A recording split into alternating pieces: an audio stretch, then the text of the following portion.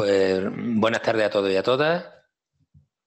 Bienvenidos a esta sesión de tarde de estas jornadas que hemos organizado en el Instituto, el Centro Ruso de la Universidad de Granada, dedicada a Dostoyevsky y su dimensión en España y Latinoamérica. Y esta tarde vamos a contar con tres ponentes. El primero de ellos, ponente de lujo, yo diría, es Kirill Karkanostinka, que es actualmente investigador del Instituto de Literatura Rusa, también conocido como Casa de Pushkin, en San Petersburgo, y además pues tiene otras muchas funciones en el ámbito hispánico, como ser secretario de la Fundación Cervantes. Tiene una profusa labor como traductor. De hecho, también forma parte como colaborador permanente del Instituto de Traducción de Moscú. Y además, pues ha trabajado autores como Quevedo, Unamuno, entre otros. En definitiva, Kirill, muchas gracias por aceptar nuestra invitación a participar en este seminario. Nos gustaría que hubiera venido a Granada. Eso nos hubiera gustado particularmente y bueno, pues ya sabes que eso queda pendiente. Y nada más, te cedo la palabra para que nos cuentes, con seguridad son cosas muy interesantes de la generación, en este caso del 98, y su relación, la relación que tuvo Dostoyevsky o su impacto en los autores de esta generación. Así que Kirill, tienes la palabra. Buenas tardes, Granada. Gracias por invitarme a este coloquio tan digno. En primer lugar, pido perdón, pido disculpas por mi imagen tan borrosa, pero al menos se me oye bien. Y voy a empezar. Ya había hablado sobre un tema parecido, aquí mismo en Granada, en vivo, hace 11 años, en el marco de las jornadas organizadas por nuestra anfitriona, Nina Jordanishvili, que aquel entonces llevaba otro apellido. Las jornadas se intitulaban Lev Tolstoy en el mundo contemporáneo. Era noviembre de 2010. Desde aquel año ya lejano, mis ideas acerca de la influencia de Tolstoy y Dostoyevsky no han cambiado definitivamente, pero sí que ha cambiado el círculo de los ponentes y oyentes. Por eso ahora voy a exponer más o menos el mismo punto de vista, añadiendo nuevos ejemplos y centrándome en la figura de Fyodor Dostoyevsky. Empezaré con mi hipótesis, que a la vez es mi convicción y conclusión. Estudiando la influencia de Tolstoy y Dostoyevsky en la generación del 98, he llegado a una conclusión de carácter polémico. Ha habido dos distintos tipos de influencia. La palabra concepto más tardía, Tolstoyevsky, no funciona para la descripción del caso de los 98istas, considerados en conjunto. La obra de Tolstoy influyó en toda la prosa española, pero la mayoría de las veces es imposible determinar en qué consiste esta influencia. Solo sabemos que existe, como el aire o como la presencia del Quijote en toda novela europea. Sin embargo, el influjo de Tolstoy resulta evidente y palpable en las novelas dedicadas a la guerra carlista, como las de Valle-Inclán y Unamuno. Por otro lado, no todos los escritores asumieron la herencia de Dostoyevsky, pero en los casos cuando este influjo existe, se manifiesta muy clara y densamente, en distintos niveles, de modo que no se puede pasar por alto. Tal es el caso de Pío Baroja y de Miguel de Unamuno.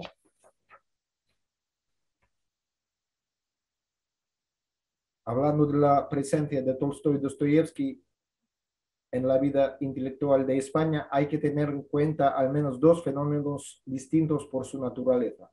Por una parte, recepción y reconsideración artística de sus obras. Por otra, formación de las imágenes de autores como tales. Estas imágenes adquirieron su propia existencia en la frontera de los siglos XIX y XX. Como es sabido, el final del siglo XIX estuvo marcado por el cambio del paradigma cultural e histórico. La derrota en la guerra del 98 disipó el mito del gran imperio español. Poco a poco, este vacío por necesidad se fue llenando de nuevos objetos de mitologización, nuevos conceptos, fenómenos, personalidades e imágenes artísticas. Durante mucho tiempo, la personificación de la patria en la conciencia de los españoles se concentró en la figura de Don Quijote. El personaje de la novela se convirtió en un mito nacional. Se recurría a él para descifrar el enigma de España.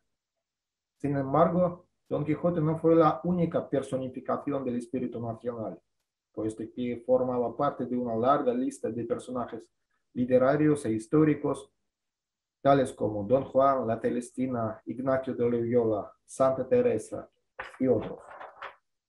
Al mismo tiempo, en autores distintos e incluso en distintas obras del mismo autor, tales nombres, imágenes, se convertían en términos especiales, unidades semánticas que cambiaban su sentido de un texto a otro. Se trata de transformación del fenómeno en símbolo dentro de la conciencia cultural de los españoles. Y la experimentaron tales palabras, conceptos vinculadas con Rusia, como Tolstoy, Guerra y Paz, la sonata de Kreutzer, Confesión, y a partir de los años 10, a ellos se sumaron los términos Dostoyevsky, Raskolnikov y los hermanos Karamazov. En efecto, en cartas, ensayos, prólogos y textos de novelas abundan alusiones a Tolstoy y Dostoyevsky, y se sobreentiende que estos nombres términos son conocidos para todos. Lo que requiere explicación es solamente el contexto a que remiten. Aquí citaré 3 ejemplos ilustrativos, prestando la mayor atención a la forma en la que se mencionan los clásicos rusos. Por ejemplo, José Ortega y Gasset escribe una carta a Miguel de Unamuno, cito: yo quisiera que, por dietética espiritual, dedicara a usted alguna labor de construcción científica cualquiera. Mi confesión de Tolstoy es una advertencia para usted. Yo he estudiado las ciencias y no he hallado, esto es semítico y poco europeo. Fin de la cita. Lo más relevante en este fragmento para nuestro tema es la forma inacabada de la cita. Se presupone que el destinatario la conoce, tal vez de memoria. Otro testimonio del libro de memorias de Pío Baroja. ¿Qué son, por ejemplo, las odas de Horacio? Son la perfección del lugar común. ¿Qué son las vacantes de Eurípides? Los dramas de Shakespeare y los hermanos Karamazov. Son la perfección de la extravagancia. Aquí también se presupone que la novela de Dostoyevsky es tan conocida que no es necesario indicar el apellido del autor. Tercer ejemplo de un artículo de Maestro. Todo el que lea Los endemoniados de Dostoyevsky sabe que el proceso revolucionario fue anticipado por un escritor de genio con más de medio siglo de antelación. Obviamente, el publicista Ramiro de Maeztu se dirige a un círculo amplio de lectores supuestamente conocidos con la novela de Dostoyevsky. Como se sabe, los dioses, los héroes griegos, aparecían como personajes de mitos distintos, incluso contradictorios. De este mismo modo, en las discusiones intelectuales de aquel entonces, los nombres de Tolstoy y Dostoyevsky podían utilizarse en distintos contextos para defender diversos, incluso opuestos principios filosóficos, literarios y estéticos. Para no dar demasiadas citas, me limitaré a enumerar las definiciones más características que recibían Tolstoy y Dostoyevsky entre los representantes de la generación del 18. Muchas de estas valoraciones han llegado a España desde Rusia, en la mayoría de los casos a través de Francia. Tolstoy es proclamado anarquista, socialista, portavoz del verdadero cristianismo, humanista, egoísta, profeta y perfecto estilista. Dostoyevsky es anarquista, antirrevolucionario, profeta de la revolución rusa, escritor enfermo, sutil psicólogo e innovador de la técnica novelesca. Y además ambos sin duda alguna son genios y los escritores más grandes del siglo XIX. Hay que advertir que todas estas valoraciones se alegaban sin comentarios, como ejemplos axiomáticos y servían para aclarar materias mucho más discutibles, tales como el porvenir de España, la esencia del cristianismo o la creación artística de escritores españoles. Incluso esta breve enumeración nos indica que no resultaría muy productivo hablar de imágenes enteritas y estables de Tolstoy y Dostoyevsky. Su contradicción interior se explica por una razón importante. Dostoyevsky y especialmente Tolstoy se percibían en categorías de mito. Por esto, me parece más fructífero estudiar la imagen de Tolstoy y Dostoyevsky en las obras de literatos o críticos concretos. En este nivel sí que se puede hallar cierta integridad. Pero repito, otra cuestión, otro problema radicalmente distinto es la influencia de las obras de Tolstoy y Dostoyevsky en la actividad artística como tal de los escritores de la generación del 98. La presencia de Tolstoy en la literatura española es tan fuerte y multilateral que a menudo resulta difícil determinar en qué consiste concretamente. Simplemente existe, es. La mera enumeración de sus manifestaciones puede desconcertar a cualquier investigador. De hecho, la lista es muy larga. Aquí están los descubrimientos artísticos y filosóficos de Tolstoy. A saber, representación de escenas de batalla, multiplicación de los centros de acción dentro de la novela, interés hacia la vida profunda del pueblo, crítica de valores y prejuicios burgueses, crítica de ideas modernas acerca del amor y matrimonio, afirmación de la nueva moral anárquica, celebración del amor activo al prójimo, no empleo de la violencia ante la maldad, interés general hacia el mundo interior del hombre. Y esta lista puede ser fácilmente prolongada. Lo más curioso es que el análisis de escritos concretos comprueba cada uno de tales aserciones. Teniendo en cuenta el carácter integral del influjo de Tolstoy, me interesa más el otro problema. ¿Cuán directo y consciente ha sido este influjo? Yo opino que no siempre sería productivo investigar la influencia de Tolstoy sobre un escritor concreto, como a veces tenemos permiso para meter entre paréntesis la influencia del Quijote en la literatura española, o más ampliamente en toda la novela de los tiempos modernos.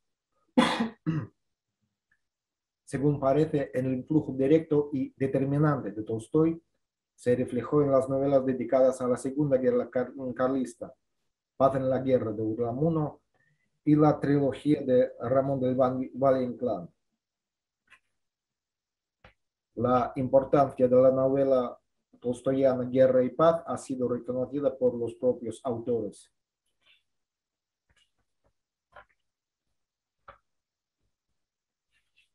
Ahora ni siquiera voy a citar ejemplos de Unamuno y Valle-Inclán porque nuestro coloquio está dedicado a Dostoyevsky. Este parecido existe y tiene sin duda carácter genético. Basta decir que en este aspecto la influencia de Tolstoy ha sido directa, determinada y multiforme.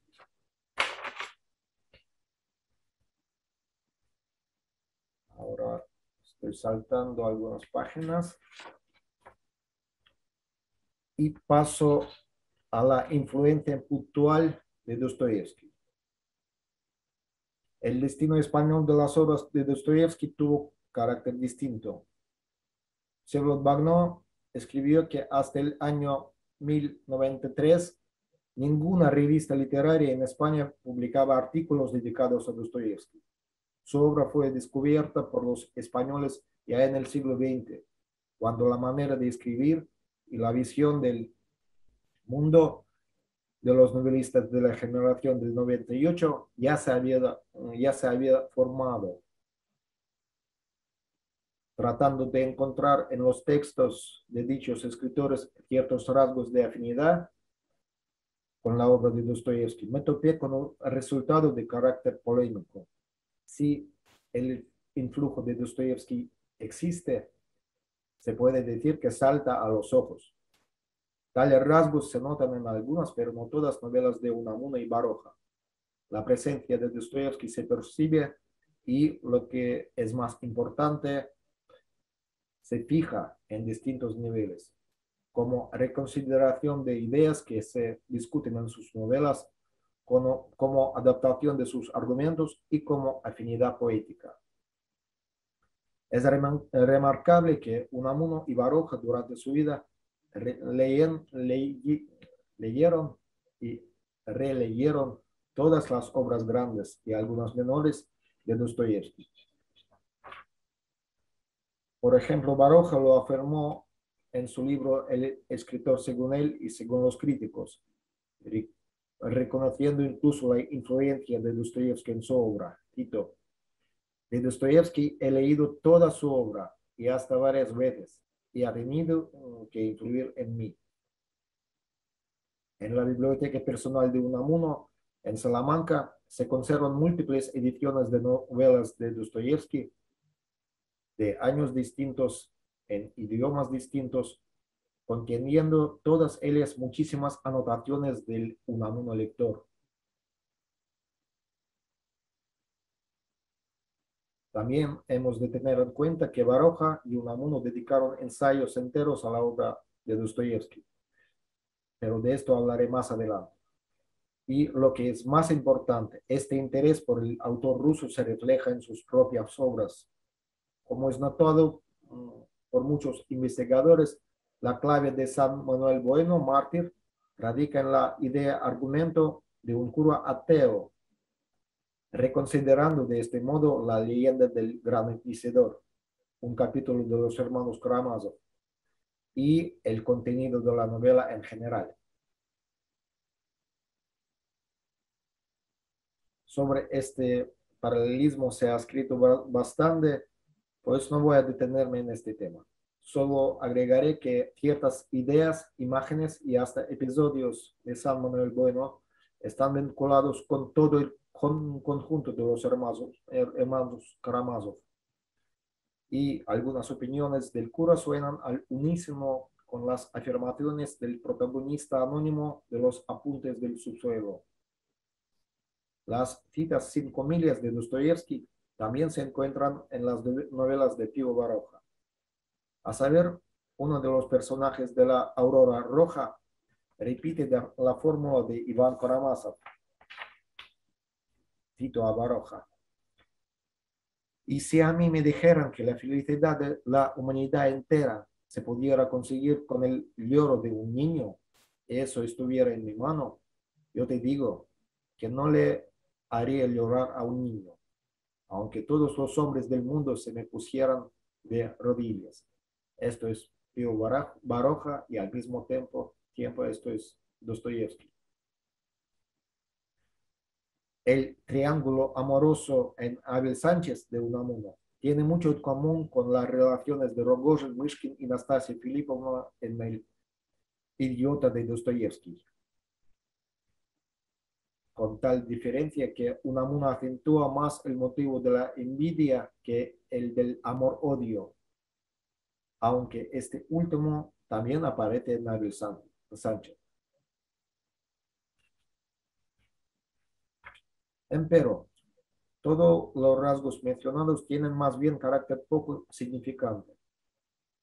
El signo principal del influjo de Dostoyevsky en Baroja y Unamuno radica en que algunas novelas de los autores españoles pueden llamarse polifónicas, en el sentido del filólogo y filósofo ruso Mikhail Bakhtin, cuando un autor no crea esclavos carentes de voz propia, sino personajes libres, capaces de enfrentarse a su creador, de no estar de acuerdo con él y hasta de oponérsele. La polifonía de las novelas unamunianas es objeto de estudio de Iris Zabala en su libro Unamuno y el pensamiento dialógico, Unamuno y Bakhtin. La polifonía de las novelas de Baroja ha sido estudiado por Inés Terterian,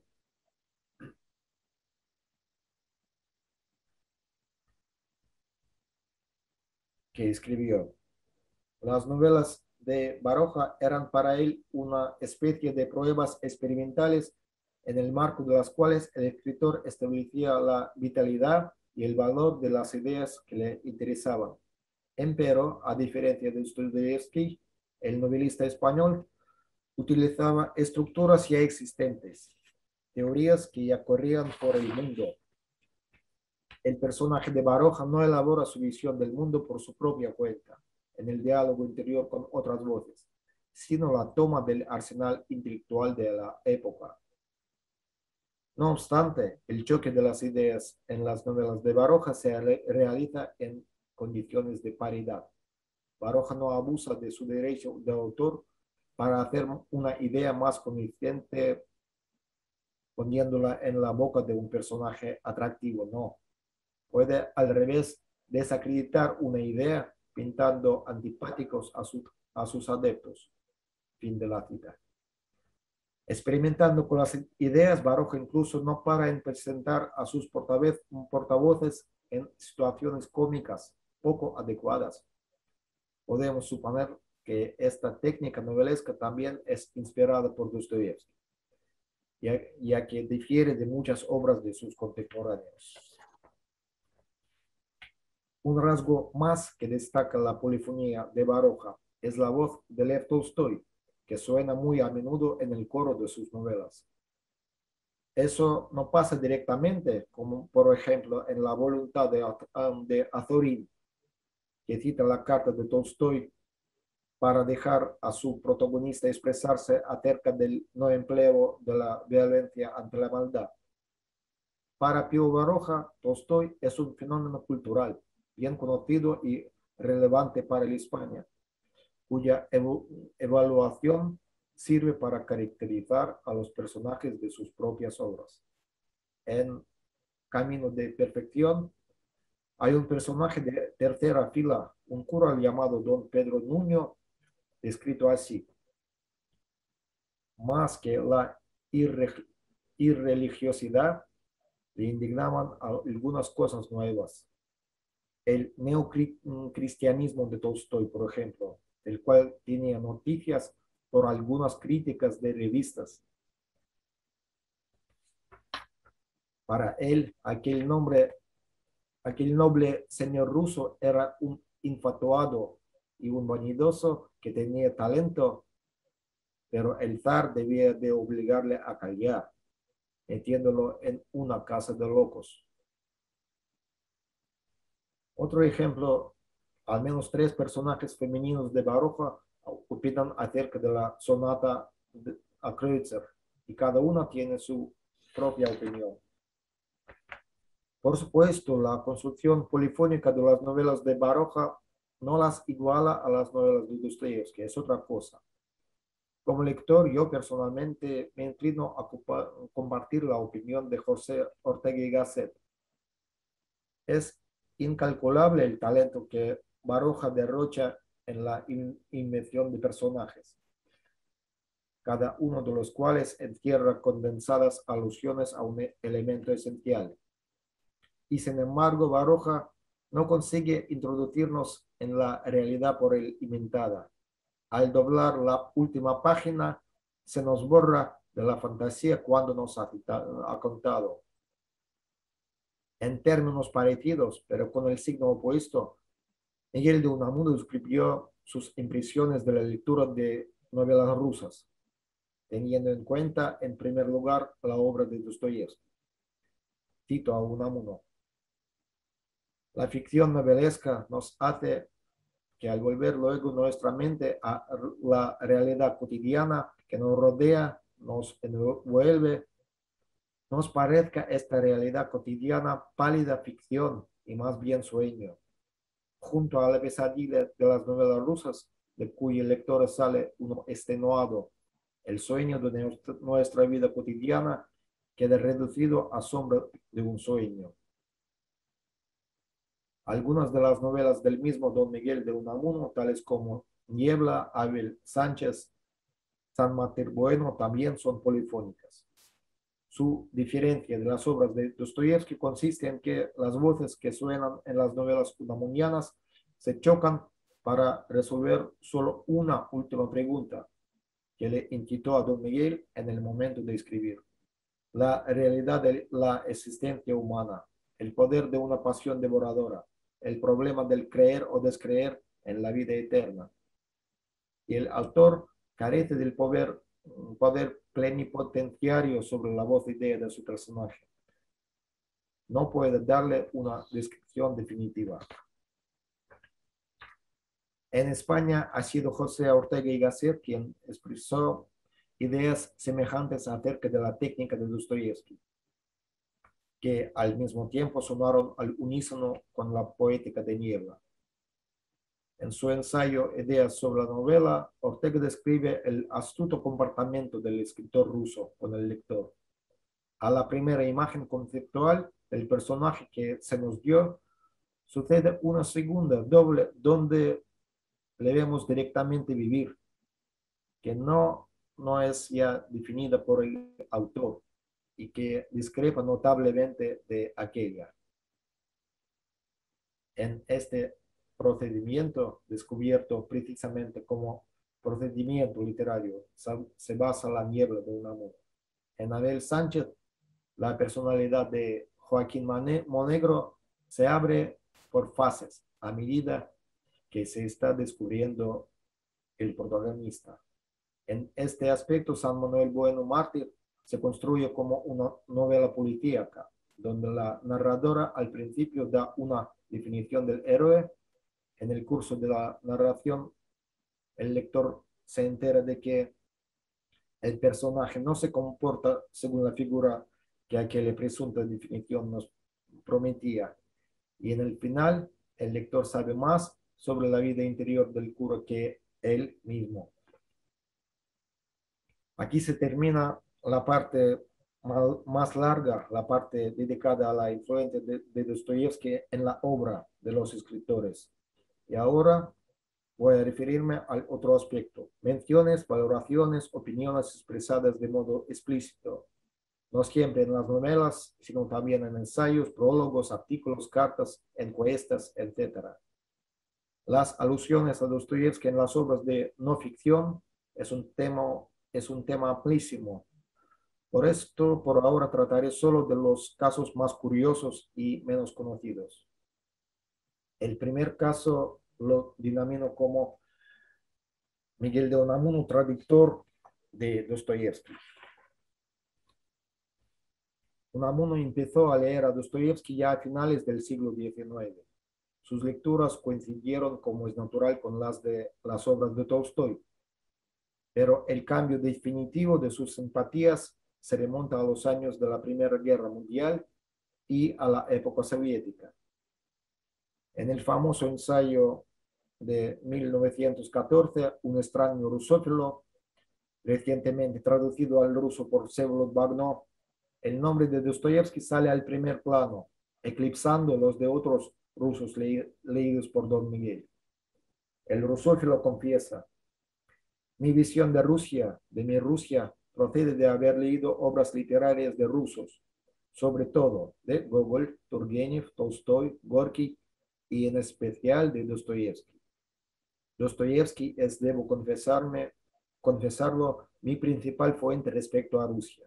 Mi Rusia es la Rusia de Dostoyevsky, no de Tolstoy, ni de Gogol, ni de Pushkin, de Dostoyevsky.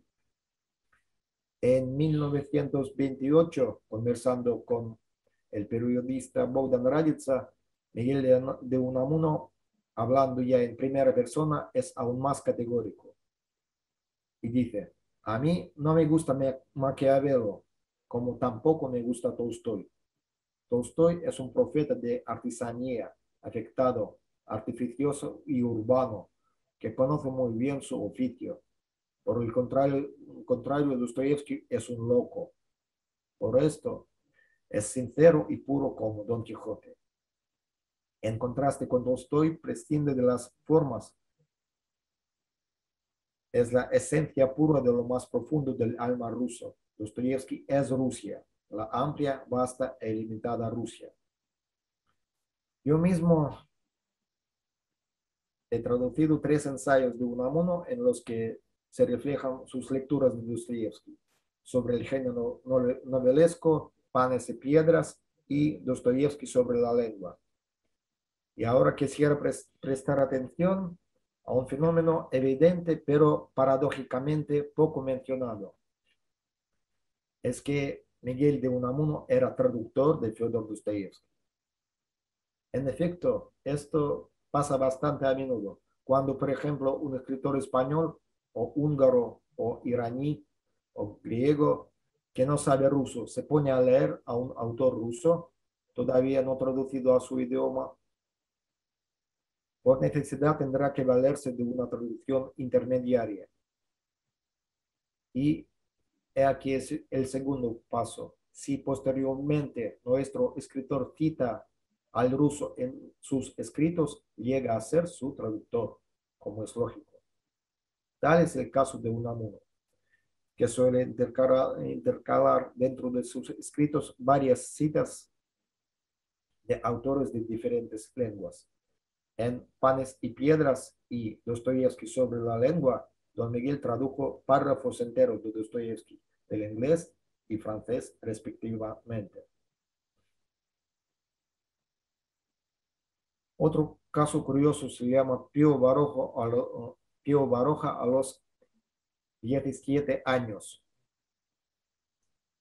Lo más extraordinario en el caso de Pío Baroja es la serie de 13 artículos sobre la literatura rusa, publicada en la Unión Libre de San Sebastián en 1890, cuando Baroja solo tenía 17 años. Yo, personalmente, a esta edad tan tierna, no sabría componer ni un párrafo dedicado a la literatura española, decente de ser publicado y leído. En 13 breves artículos del joven Baroja figuran 70 nombres de literatos rusos, decenas de títulos de sus obras. Esta serie se asemeja a un detallado artículo enciclopédico o a un breve manual. El primer artículo se llama Los cuentos populares, el segundo desde su origen hasta fines del siglo XVIII, y así hasta los fenómenos más recientes, casi modernos para Baroja. Los 3 últimos artículos están dedicados a Herzen, Bakunin y Chernyshevsky. Los 13 textos del joven español se dividen claramente en 2 grupos. Los periodos iniciales de la literatura rusa van descritos de segunda mano. Sus propias experiencias de lector empiezan con Gogol. Muchos de los apellidos enumerados por Baroja en sus largos inventarios aparecieron en la prensa española por primera vez, algunos por primera y última vez. En varios casos, debido a una extraña transcripción, yo no he logrado descifrar de qué personaje se trata. El artículo Dostoyevsky, colocado por Baroja en la sección Naturalismo, es un conjunto de información biográfica y bibliográfica, por lo general verídica e informativa, aunque conteniendo algunas inexactitudes. Contiene pocos juicios valorativos. Para el joven Baroja, Dostoyevsky representa la piedad, su genio es inquieto, es el sacerdote del sufrimiento. Tales opiniones en parte anticipan el estudio más grande y famoso del carácter del escritor ruso, realizado por Baroja ya en sus años de gloria y madurez, el desdoblamiento psicológico de Dostoyevsky, publicado en 1943.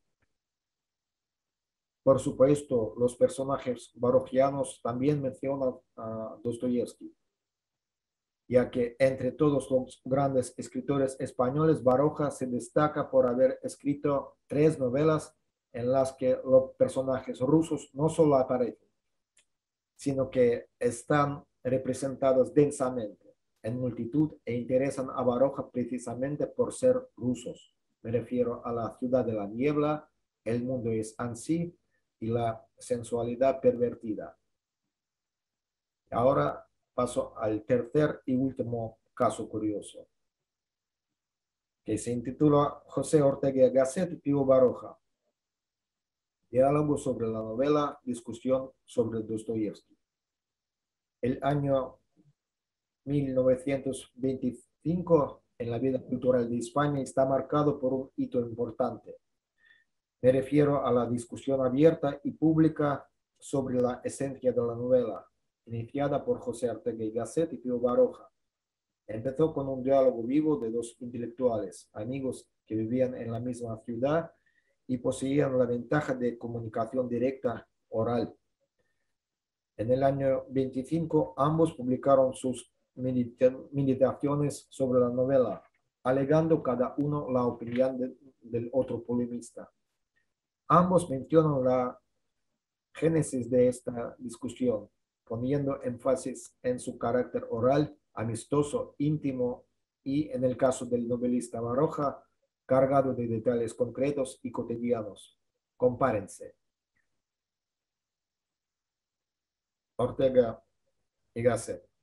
Hace poco publicaba unas notas Pío Baroja a propósito de su reciente novela, Las figuras de cera. En ellas indica que comienza a preocuparse de la técnica novelesca y que ahora se ha propuesto hacer un libro de tempo lento, como yo digo.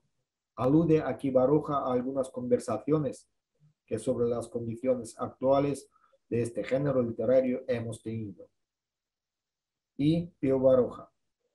Hemos salido de Madrid 3 amigos en diciembre y estamos aguardando en un pueblo de la costa de Málaga a que termine la reparación de la avería del auto.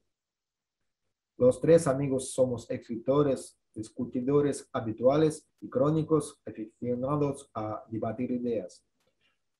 Lo importante para el tema de nuestro coloquio es que una de las plataformas intelectuales de este debate de ideas, primero informal y luego público, ha sido la obra de Dostoyevsky.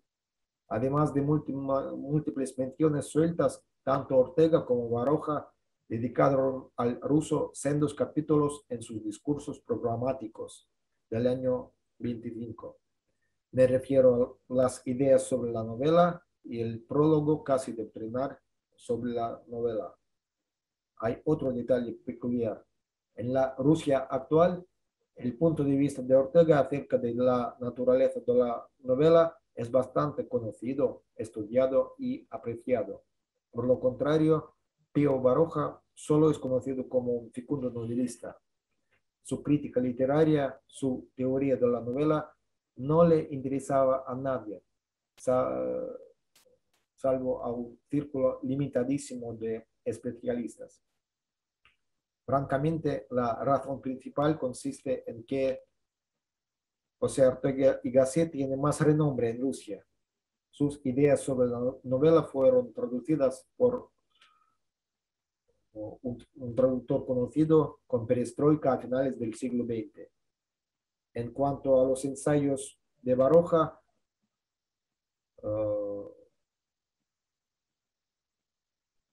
pues los traduje yo hace menos que un año. La otra razón, no menos importante, radica en la marcada originalidad, incluso provocación de los escritos de Ortega en el mundo occidental, que todavía no había conocido los libros del ruso Mikhail Bakhtin, publicadas naturalmente en ruso.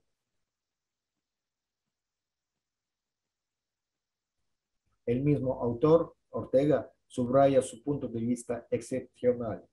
Así acaece que se ha hablado mucho de lo que pasa en las novelas de Dostoyevsky y apenas nada de su forma, lo insólito de la acción y de los sentimientos que este formidable escritor describe ha detenido la mirada del crítico y no le ha dejado penetrar en lo más hondo del libro, que, como en toda creación artística, es siempre lo que parece más adjetivo y superficial, la estructura de la novela como tal. En cambio, Pío Baroja sí reconoce que su posición es más débil y vulnerable porque defiende las cosas banales y ya conocidas. Cierto es que mi tesis es una tesis vulgar porque es la más admitida, pero a pesar de su vulgaridad, me parece la más exacta. Yo no quiero exagerar el aporte de Pío Baroja ni de José Ortega y Gasset.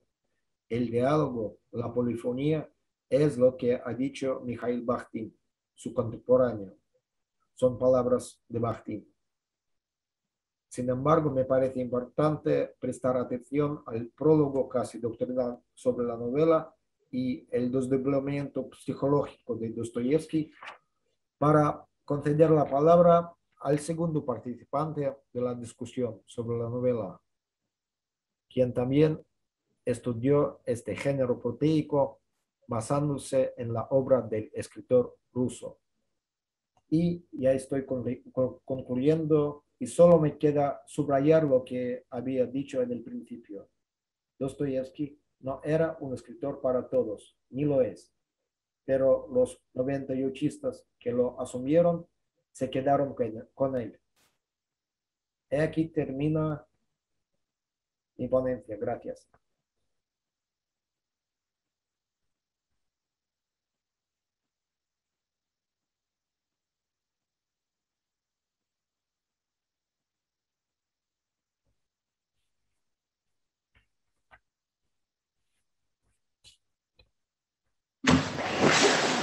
Muy bien. Kirill, muchas gracias. ¿Hay preguntas para Kirill en la sala o fuera de la sala?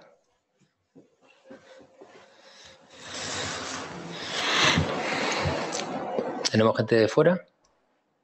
¿No? Muchas gracias.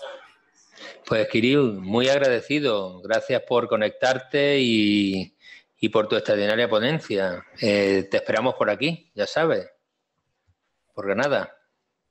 Muy bien. ¿De acuerdo? Espero regresar. También podría Muy dar bien. la mascarilla. De acuerdo, de acuerdo. Pues nada, gracias, Kirill.